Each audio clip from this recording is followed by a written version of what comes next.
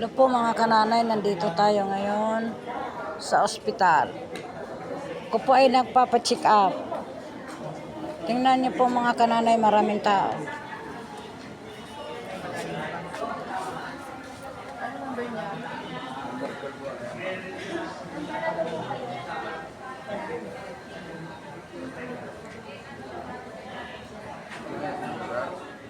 Malapit na po ako pumasok sa ospital.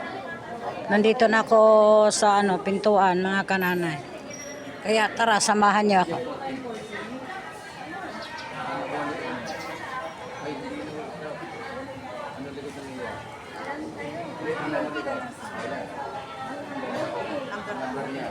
Kanina lang tinatawag ang number to.